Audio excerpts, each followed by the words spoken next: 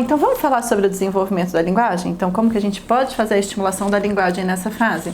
Eu falei para vocês que a linguagem é uma coisa muito importante nessa fase, porque vai tornar a vida da criança e de todo mundo que está ao redor muito mais fácil. A criança nessa fase ela já tem uma linguagem bem estabelecida, super bem entendida, que é a linguagem não verbal. A linguagem não verbal é uma linguagem que é instintiva, a gente não precisa ensinar. Então a criança consegue, através da linguagem não verbal, conseguir tudo o que ela precisa. A linguagem verbal é uma coisa que é limitada. O que eu estou falando aqui não necessariamente é o que você está entendendo aí, porque vai passar do que eu penso, para o que eu falo, para o que você está escutando e para o que você está recebendo. Então, tem uma porção de detalhes aí, de entremeios entre a linguagem do que eu falo para o que o outro entende, que a gente sabe que a linguagem verbal talvez não seja a melhor forma de se comunicar.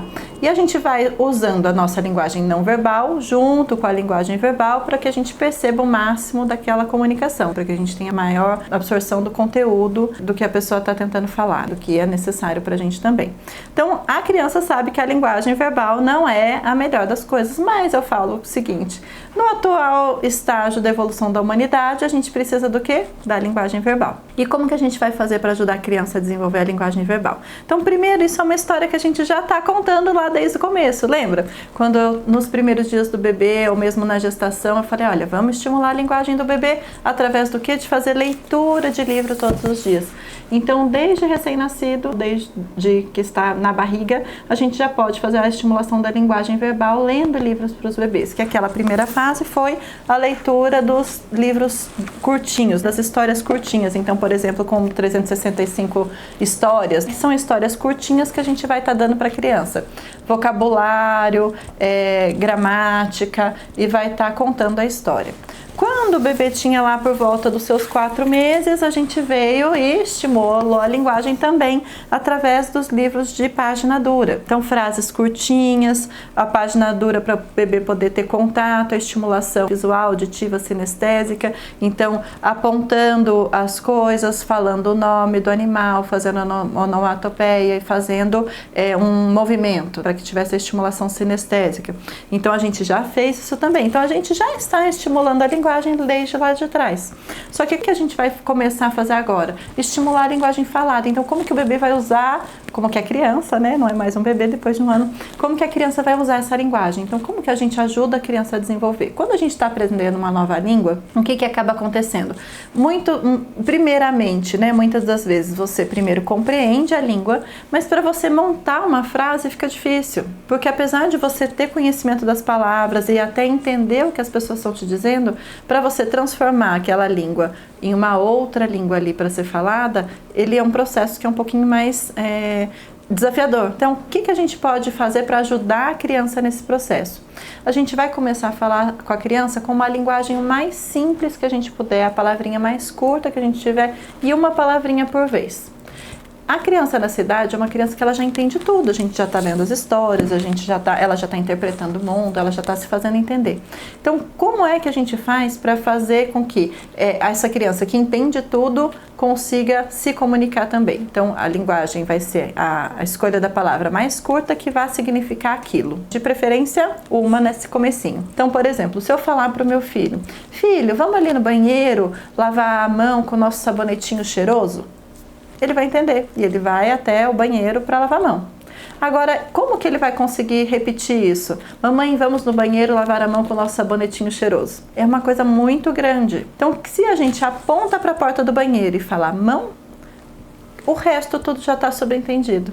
E isso é uma coisa que a criança vai conseguir repetir de uma forma mais fácil. Então, geralmente, a gente fala que as primeiras palavras da criança são as palavras sobre coisas e ações que são das necessidades. Então, são coisas que ela vai achar divertido ou que são muito necessárias.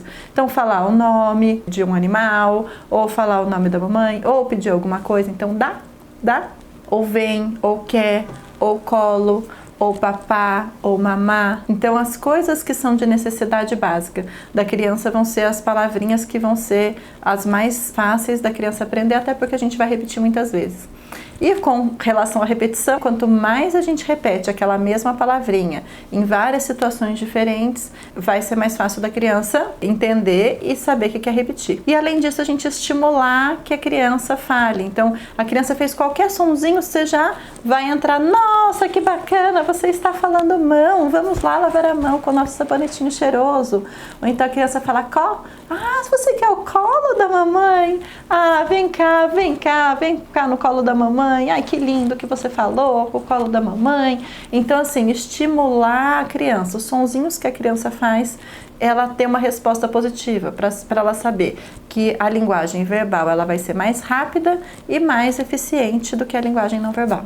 E sobre a linguagem ainda, muitos pais me perguntam sobre uma criança ter uma segunda língua, né? Então, ou pais que são que têm uma segunda língua, ou pais de culturas diferentes que acabam se relacionando, ou pais que querem que a criança tenha uma segunda língua. Então, existe uma série de dúvidas em relação a quando introduzir a segunda língua.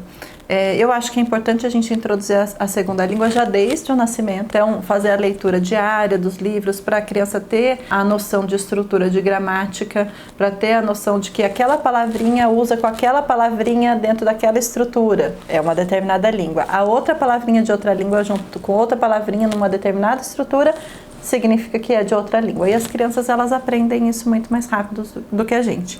Então, quando for fazer a estimulação de linguagem, você já pode sempre estar acompanhando com uma segunda língua e faz essa estimulação em momentos diferentes e a criança vai aprender. Raramente, mas acontece, a criança bilíngue, ela pode trocar, demorar um pouquinho mais para falar. Existem alguns pontos que falam sobre isso, mas não é o que eu vejo na prática. Geralmente, a criança bilíngue, ela vai acabar falando ao mesmo tempo que a criança que não é bilíngue, se a gente faz essa estimulação lá desde o comecinho. Uma outra coisa que pode acontecer com a criança bilíngue, então, por exemplo, sei lá, os pais mudaram para um país estrangeiro. Então, em casa vai se falar português e, por exemplo, na escola, com os amiguinhos da escola, vai se falar inglês. Então, às vezes a criança vai falar português com os pais, por mais que eles tentem falar inglês com a criança, e na escola a criança vai falar inglês. Então, isso também é uma coisa que acontece com a criança bilíngue. E a outra coisa que pode acontecer é se os pais têm duas línguas diferentes e usam as duas em casa, às vezes a criança vai falar uma frase em português e lembrou daquela palavrinha só, por exemplo, em espanhol. E ela vai usar aquela palavrinha em espanhol ali no meio da frase. Então são coisas que acontecem com as crianças com relação ao bilinguismo. Mas nada disso impede o aprendizado e eu acho que é super benéfico quando você tem a possibilidade de aprender mais de uma língua ao mesmo tempo.